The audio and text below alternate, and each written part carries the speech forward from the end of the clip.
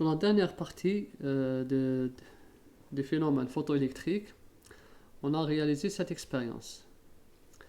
Une cellule photoélectrique est éclairée par un faisceau lumineux monochromatique, c'est-à-dire à une seule longueur d'onde, et on mesure à chaque fois le potentiel d'arrêt.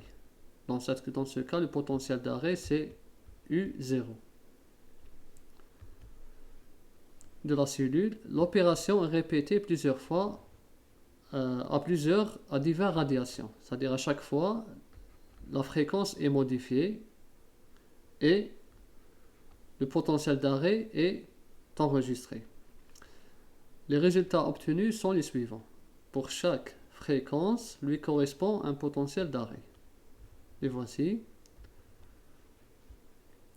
À chaque fois, le potentiel d'arrêt est enregistré. Donc ici, on peut dire que la fréquence, c'est la variable dépendante, plutôt indépendante, et le potentiel d'arrêt U0, c'est la variable dépendante.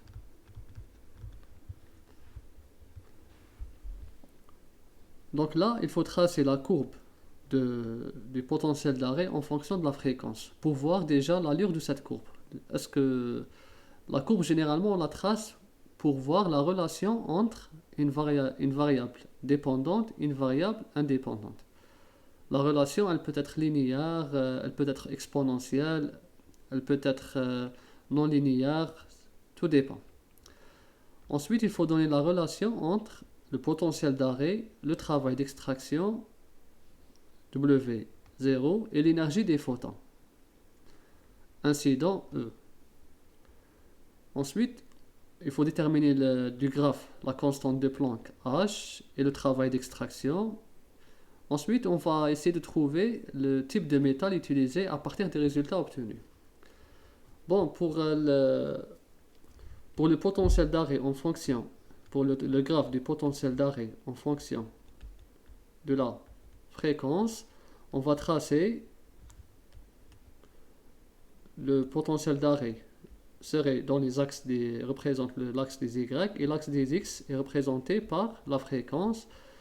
On peut, bon là c'est en terahertz. En terahertz. Bien sûr, 1 terahertz est égal à 10 puissance plus 12 hertz. Là, on aura besoin tout à l'heure pour faire les calculs. Donc, à chaque fois, il faut mettre le point et voir la relation entre les deux. Vous pouvez le faire manuellement sur un papier, ou bien vous pouvez utiliser un logiciel, un programme, comme je viens de faire, l'Excel, ou bien Origin, tout dépend. Un logiciel qui vous convient, et vous faites le tracé. Bon, j'ai fait le tracé de ce graphe et j'ai trouvé ça. Le voici. Donc là, on voit bien, là, c'est l'axe des Y, c'est le potentiel, et là, c'est la fréquence. Là, on remarque que on obtient une droite. C'est une droite parfaite.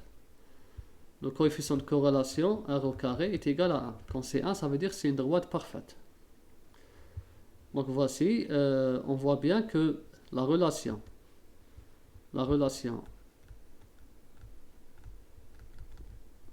qui lie E0, U0 et nu est linéaire. C'est une relation linéaire.